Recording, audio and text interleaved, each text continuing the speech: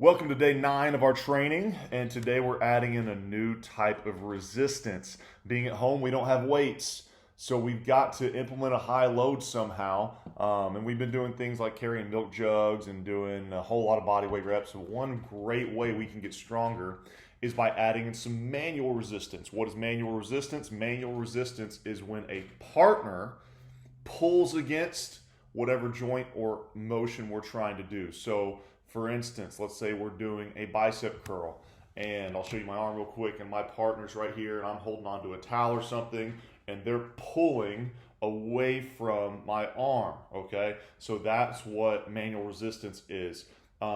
Keys to manual resistance. If I'm a partner, I want to pull hard enough to make it really, really hard, but not so hard they can't do it. And so as I'm being your partner for manual resistance, if I'm doing hamstrings, if I'm doing triceps, whatever it may be, I want to watch how you're doing the movement. I want to make it hard enough to where you're moving slow, but not so hard that you're stalling out and failing. And there's a really fine line right there. Other things you want to do is you want to make the resistance smooth, and you want to know what is the method that we're trying to use right here. There's 3 methods we can do.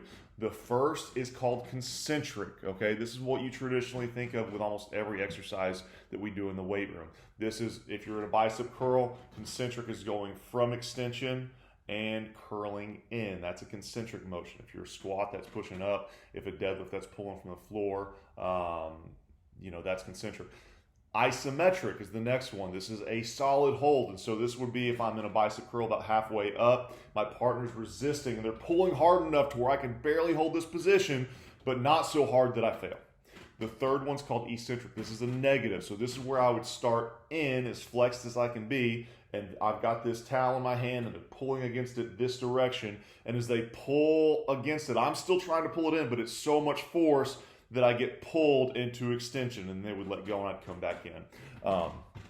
With our eccentric, isometric, and concentric movements, an exercise could be one, they could be all 3, and I will tell you in our videos how to do that. With each of our manual exercises, you will see me in the video, and I had to use my wife. We're in social distancing like everybody else, so I've got no other examples. I know she wasn't super excited about being in the videos, but she did an awesome job. But you'll see me demonstrating the movement on her, and then on there I will say 5 reps eccentric, or 5 reps concentric, or 5 reps eccentric and concentric.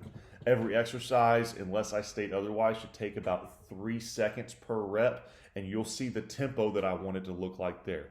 Again, really important, the person giving you resistance, it needs to be hard but doable, not making you fail, okay?